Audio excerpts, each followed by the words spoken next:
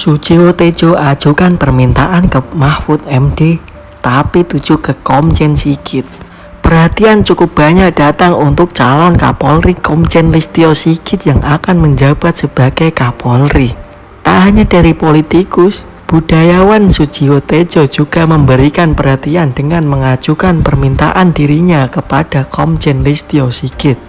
Dalam permintaan tersebut, Sujiwo Tejo meminta agar Menteri Koordinator Bidang Politik, Hukum dan Keamanan Menko Polhukam Mahfud MD memerintahkan agar Komjen Listio Sigit Prabowo usai dilantik sebagai Kapolri untuk melarang netizen menggunakan istilah kadrun dan cebong.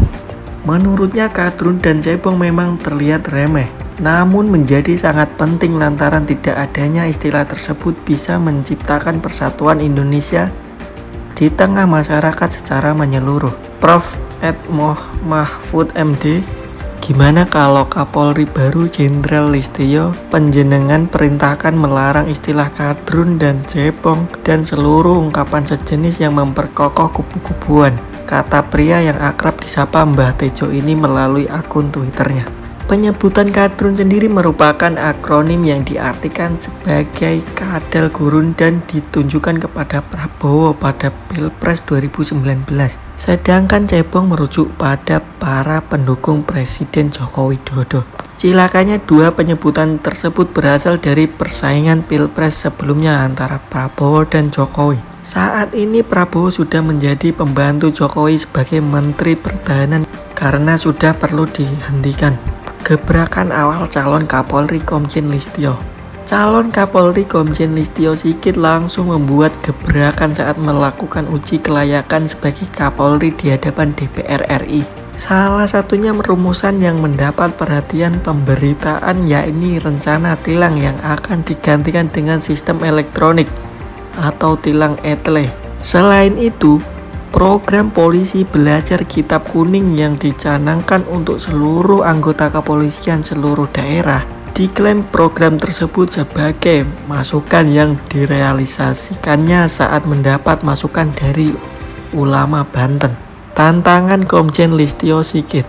Tak bisa dipungkiri pesatnya perkembangan teknologi yang dikenal dengan Internet of Things (IoT) harus menjadi dasar bagaimana Polri memperkuat keamanan cyber untuk bisa berperan menghalau bahkan menumpas berbagai kejahatan dengan teknologi yang makin marak.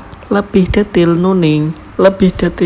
Nuning menjelaskan jika saat ini banyak peretasan ke infrastruktur kritis sebagai kejahatan menggunakan teknologi.